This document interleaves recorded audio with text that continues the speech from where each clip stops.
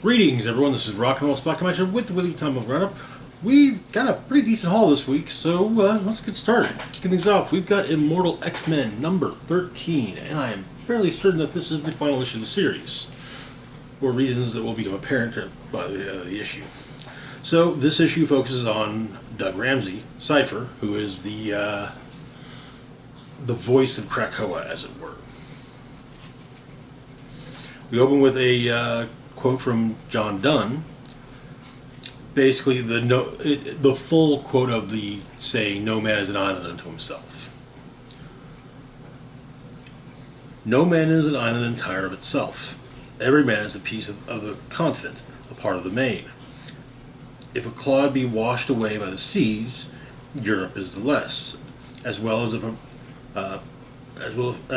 a promontory were, as well as any manner of thy friends or thine own were.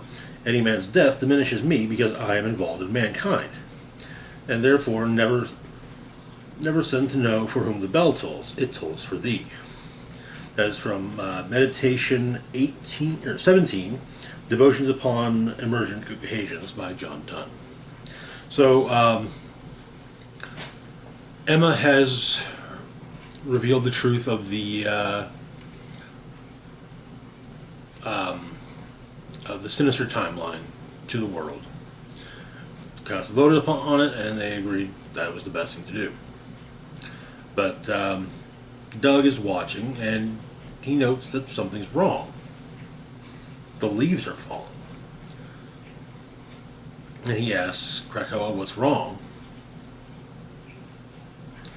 And Krakoa simply states it's fall.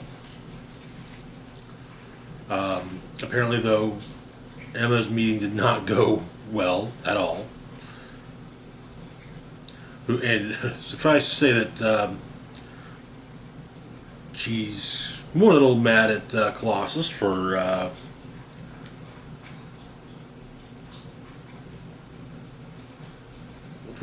being the deciding votes, I should say. It's suggested that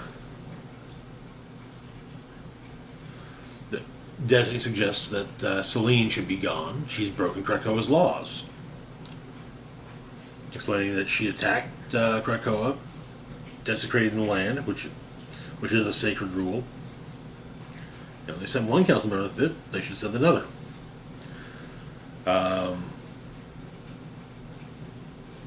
However, Storm states that we need to find to repair the council. Exodus suggests bring Sinister out of the pit, and he'll turn the truth out of his head. But Kate obviously the voice of reason.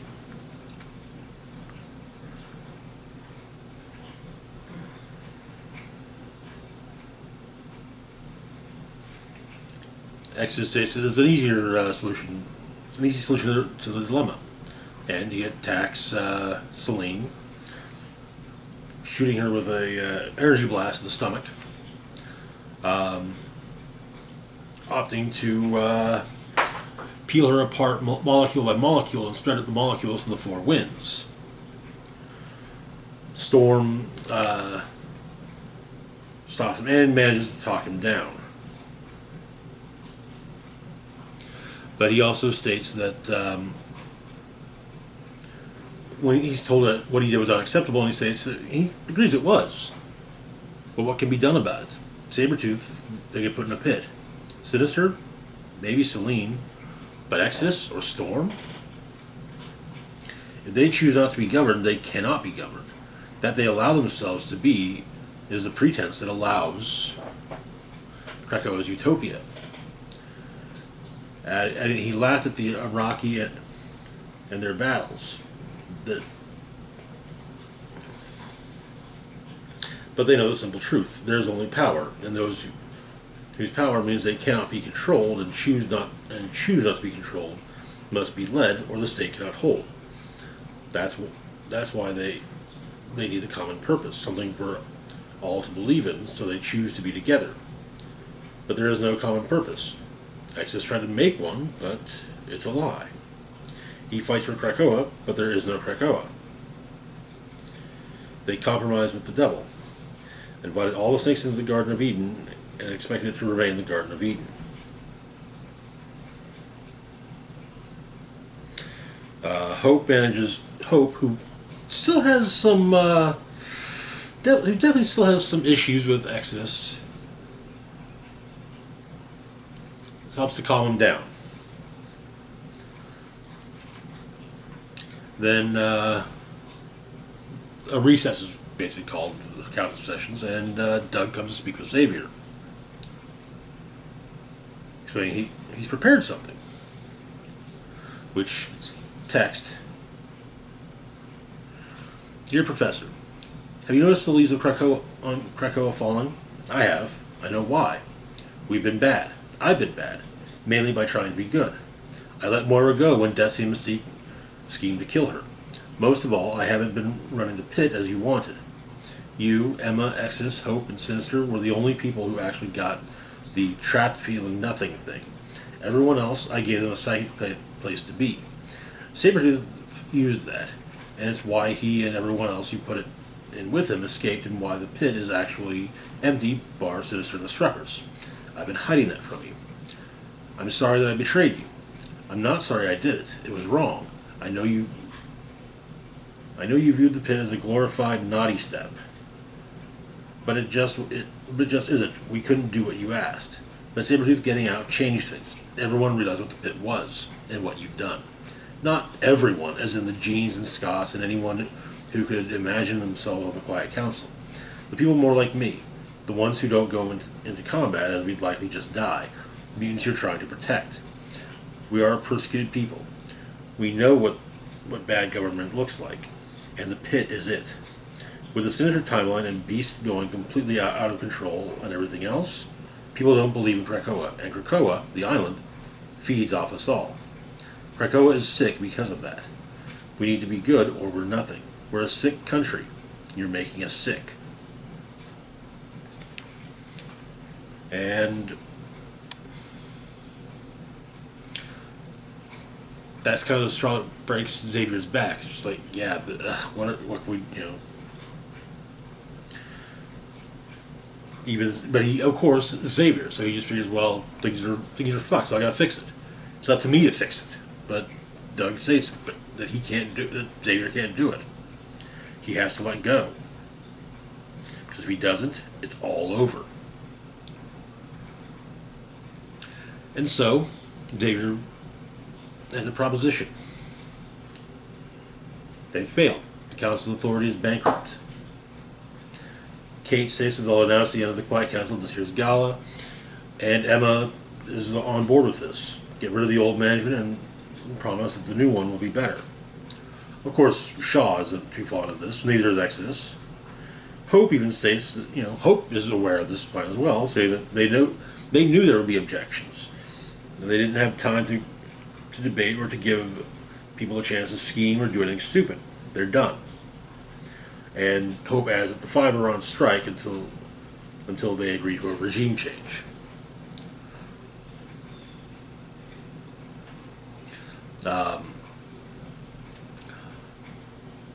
The suggestion is made of democracy.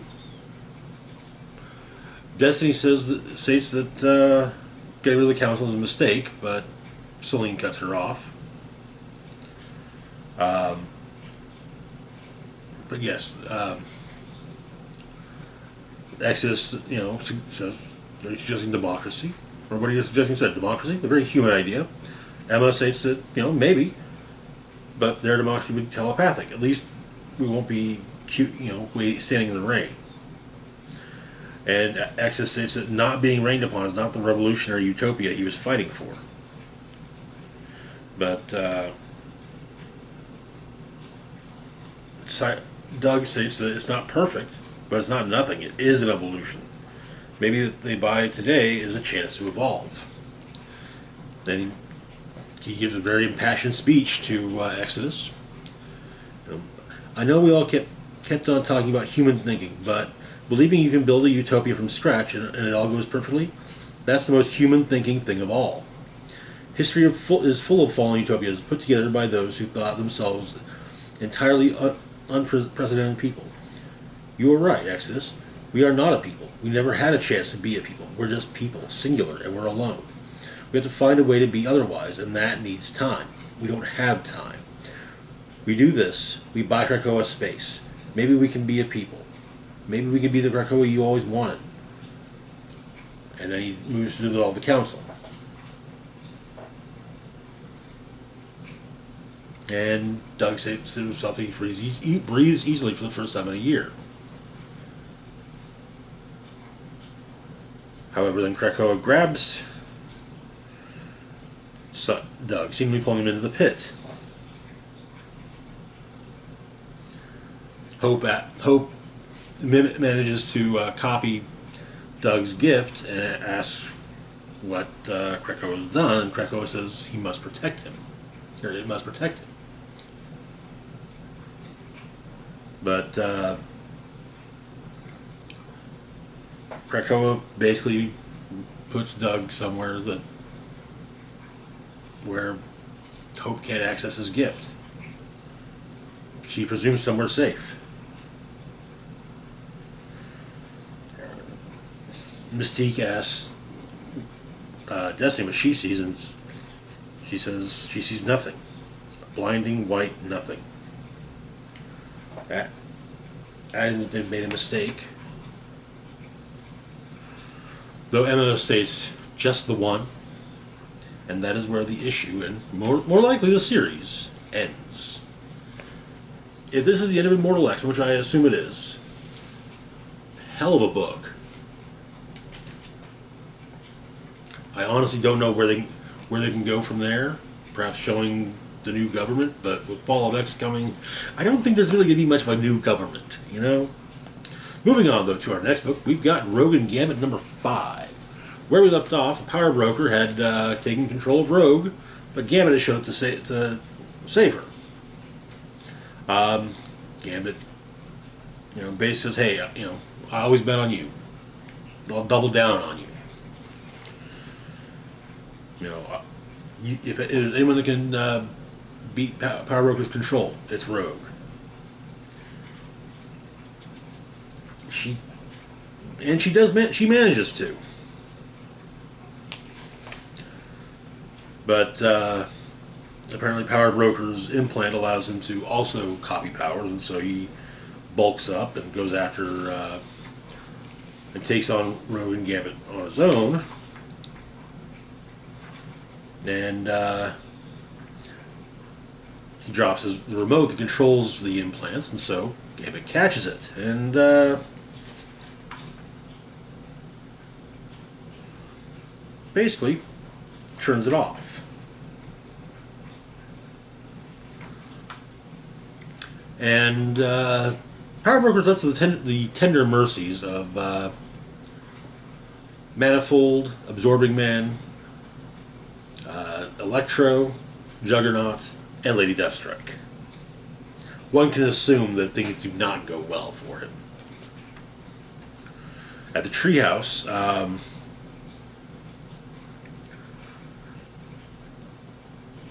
Rogue continue the scene that was shown in last week's X-Men, with Deathstrike saying that Manifold must be safe.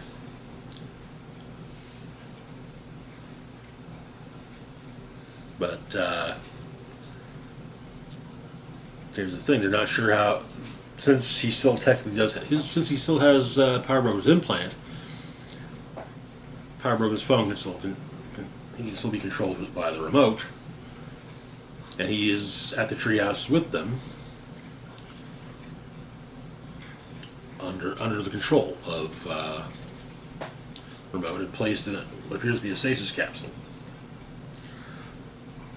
Rogue doesn't like this, and obviously, it's a shitty thing to do, period. But Destiny insists that Manifold must survive if mutant kind is to survive. The next day, Remy's returning home, and Rogue trying to cook gumbo. But she's kind of messing it up, and no. Even Gambit has to admit, no.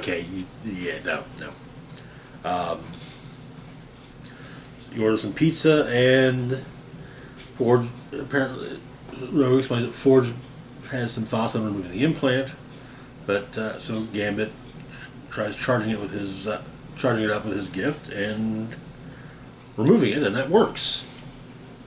And the miniseries ends with Rogue and Gambit sitting up against the wall in each other's arms. I liked this series. I really did. Rogue and Gambit are probably my favorite X-Men couple. They feel so wrong, but at the same time, perfect. So, yeah. Moving on, though, to our next book, we've got X-Force number 42, continuing Ghost Calendars.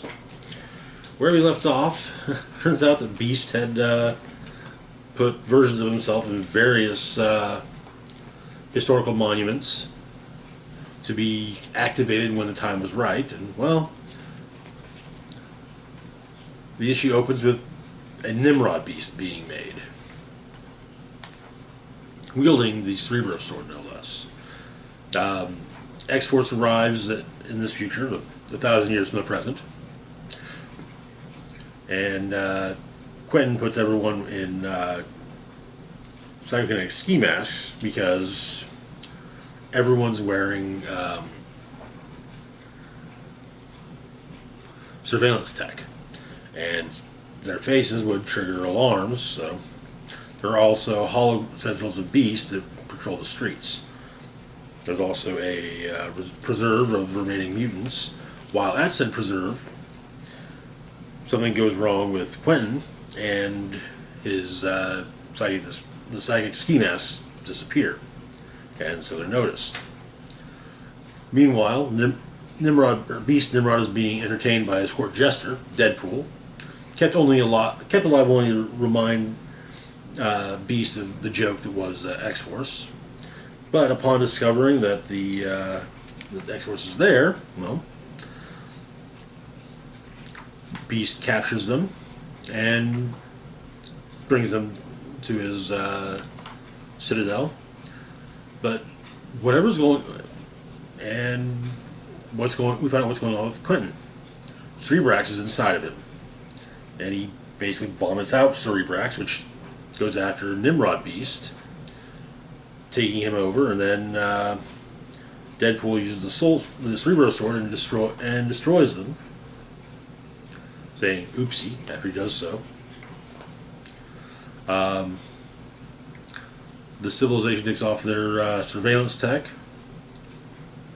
and Sage talks about having the X-Force sent home. There's a text conversation between Domino and Colossus. Domino is feeling like saying something feels different between them, mainly because Domino's actually talking to him. But he says that he's been distant.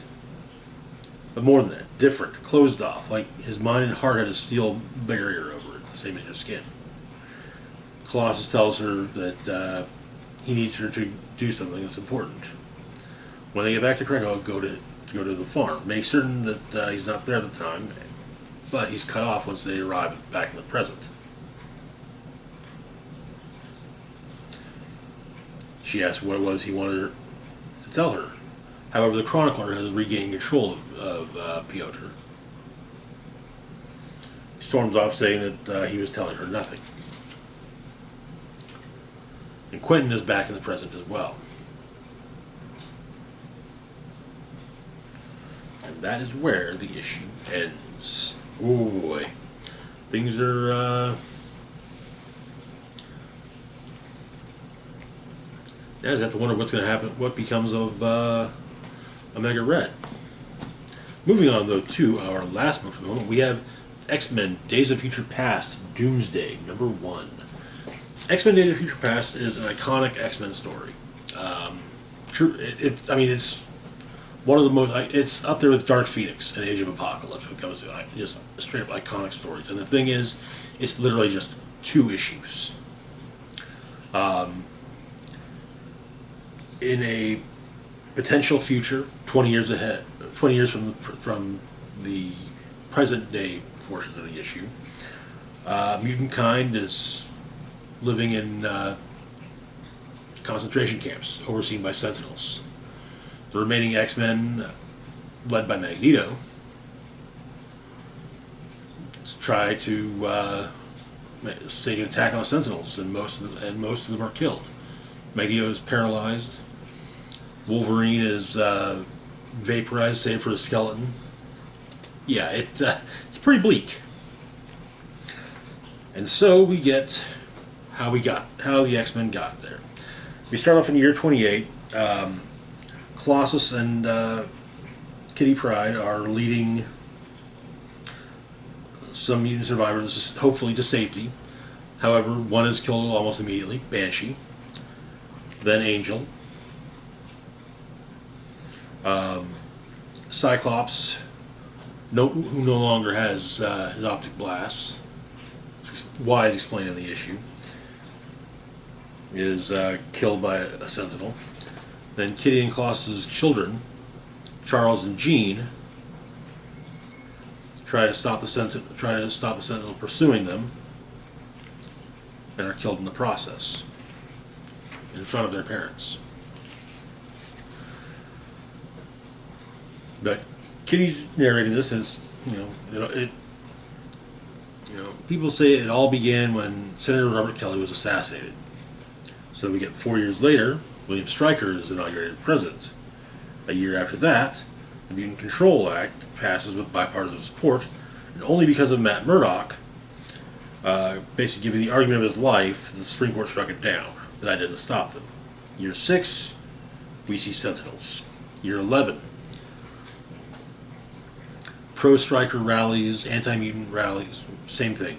Literally, you got people with signs saying Stryker president for life, but also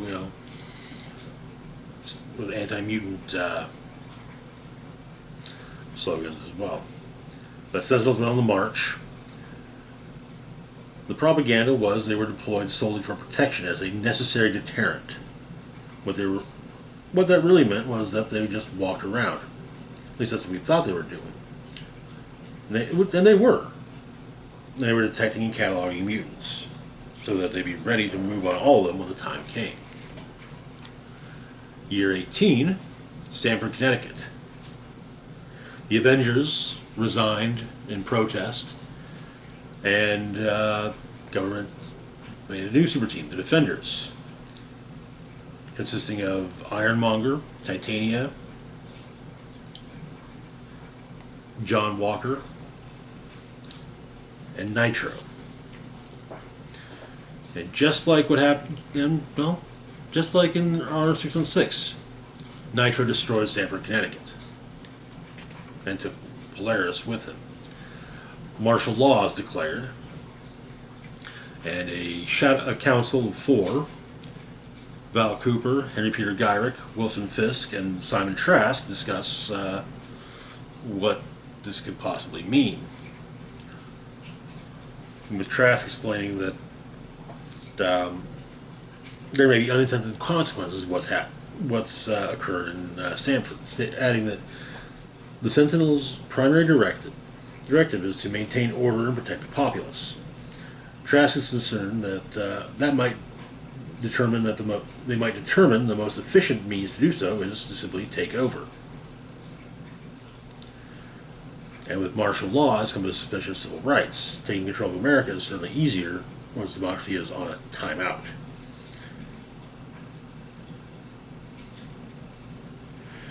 With Fisk asking, saying, you're thinking at some point the Sentinels will decide we're working for them instead of the other way around? And Trask says no. They already have figured that out. Steve Rogers is interviewed by Trask on television, and it's Steve Rogers.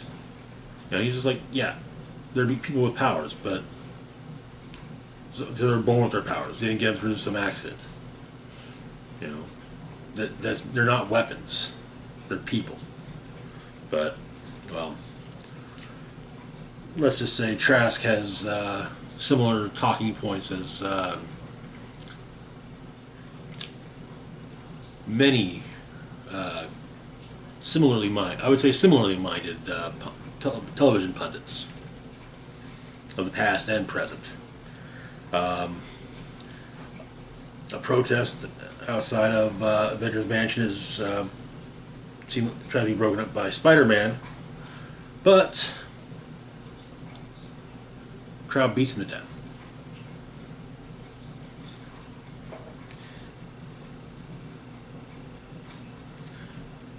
People apparently, Kitty was told by people who knew Spider-Man that he allowed it to happen because he didn't want to hurt it. He didn't want to risk hurting anyone.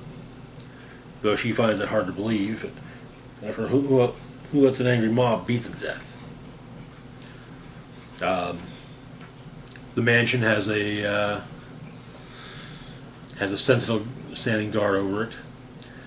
Xavier has learned that Magneto intends to basically gather up the world's nuclear arsenal. Forge kind of just says it's not a bad idea. Xavier's main worry is what will Magneto do with the nuclear arsenal. And so SHIELD works with the X-Men to help them stop Magneto. And Magneto makes it clear he's not, he's doing this for the protection of mutant kind, plain and simple. He even takes off his helmet, with Xavier there, and says, "They'll brand us like cattle, and we'll tell ourselves it's no different than a driver's license. They'll put us in ghettos, and we'll tell ourselves it's just for a little while. Then they'll put us in camps, and we'll tell ourselves it will end soon. And we'll be right about that." With Magneto adding, "You think I'm speaking of the future? I'm not. I'm telling you about the past." And he knows it can happen because he watched it happen, and he won't watch it again, not without doing something. He apologizes to Charles, and before his speech, he makes a very good point that, with everything going on, who did the X-Men stand against? Not the Sentinels, not the government, not the Defenders. Magneto. But Magneto sends Wolverine after Magneto. And meanwhile, though, there's a nuclear bomber, which is under the control of Mastermind.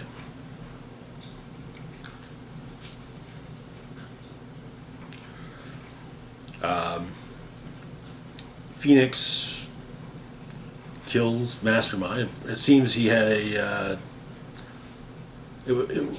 best guess would be there was a device triggered to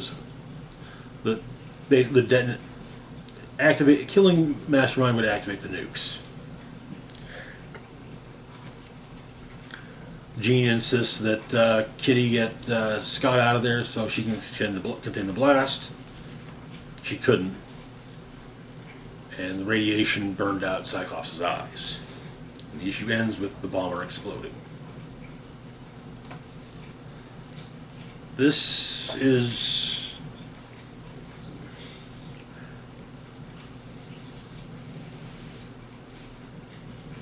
yeah.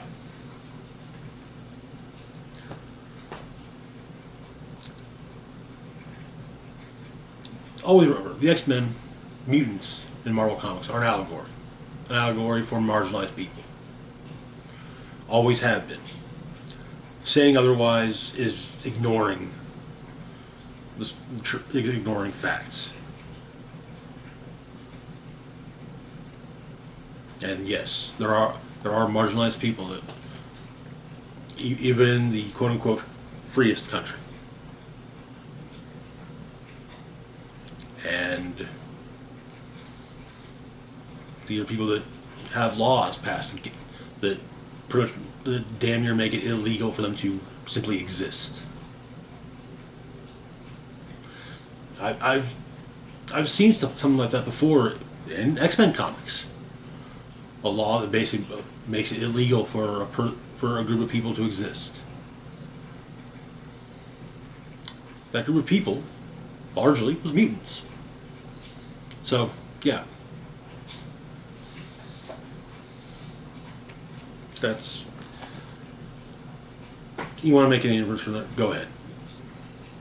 Anyway, huge shout out to Patreon patron Xander Lee. Thank you for your support. Links to my Facebook, Twitter, Mastodon, Patreon, and PayPal can be found in the description box down below. Of course, feel free to like, share, and subscribe. And this is Rock and Roll Spock signing off saying, live long and rock hard.